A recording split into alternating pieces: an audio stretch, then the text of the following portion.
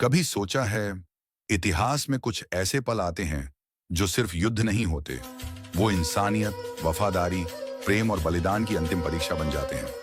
और यह कहानी राजस्थान के रणथंभौर की वही अमर कहानी है।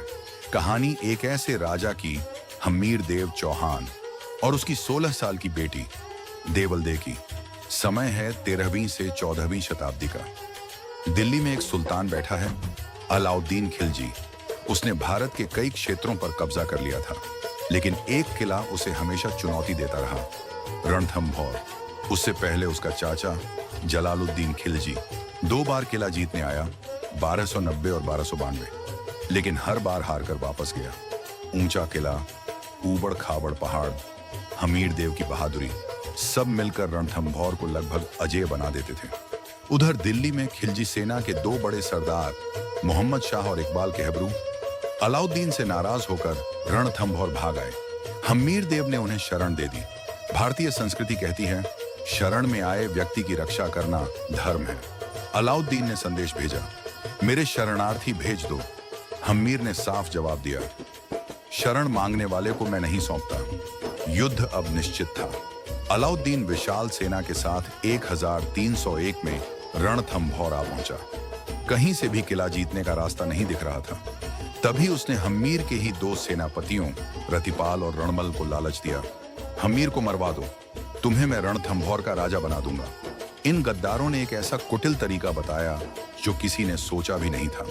उन्होंने कहा, राजा किला तब तक नहीं छोड़ेगा जब तक पानी और अनाज खत्म न हो जाए, लेकिन अगर हम किले के तालाब और अनाज में गाय का खून और हड्डियां मिला दें तो अंदर बैठे हिंदू सैनिक न पानी पिएंगे न अनाज छू पाएंगे।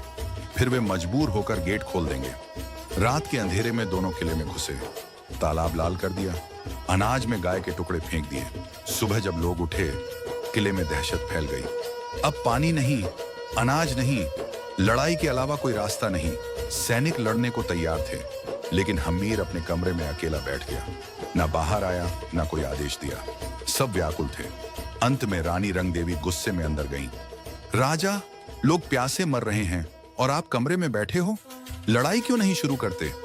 हम्मीर ने शांत आवाज में कहा, मैं डर से नहीं बैठा हूं रानी, मैं सोच रहा हूं हमारी बेटी देवलदे का क्या होगा। लड़ाई हारेंगे तो पुरुष तो मर जाएंगे, रानियां जौहर कर लेंगी, लेकिन कुंवारी कन्याएं जौहर नहीं करती, और बाहर निकलने का कोई रास्ता भी नहीं था। अगर मैं लड़ाई छेड़ दूं तो देवलदे का क्या होगा? रानी भी स्तब्ध, हम्मीर भी टूटा हुआ। बाहर यह खबर देवलदे को भी मिल चुकी थी। 16 साल की वह लड़की अपने पिता के पास पहुंची और बोली, पिताजी, मैं समझ गई कि आपकी दुविधा मैं हूं।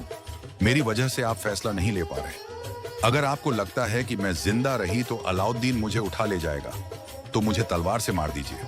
हम्मीर कांप उठा, तलवार उठाई, लेकिन अपनी बेटी पर चला नहीं पाया।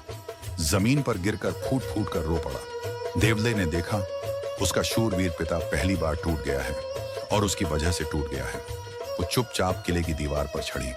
पीछे पदम तालाब था। उसने एक आखिरी नजर किले पर डाली और छलांग लगा दी। देवलदे ने अपने पिता के संघर्ष को खत्म कर दिया, अपनी जान देकर। देवलदे की मृत्यु के बाद अब कोई संशय नहीं बचा था। किले में शंख बजा, शाका होगा। सभी राजपूत योद्धाओं ने केसरिया साफा बांधा, अपने सिर पर भस्म लगाई और प्रतिज्ञा की, आज मैदान में उतरेंगे और आखिरी सांस तक लड़ेंगे। दूसरी ओर महिलाओं ने अग्निकुंड तैयार किया, जौहर। वे झलकर अपना सम्मान बचाएंगी। और फिर एक ओर जौहर की लपटें उठीं, दूसरी ओर 7000 राजपूत योद्धा 1 लाख की सेना पर टूट पड़े। हर योद्धा जानता था वह लौट कर नहीं आएगा। फिर भी वे ऐसे लड़े कि आज भी इतिहास उनके साहस की मिसाल देता है।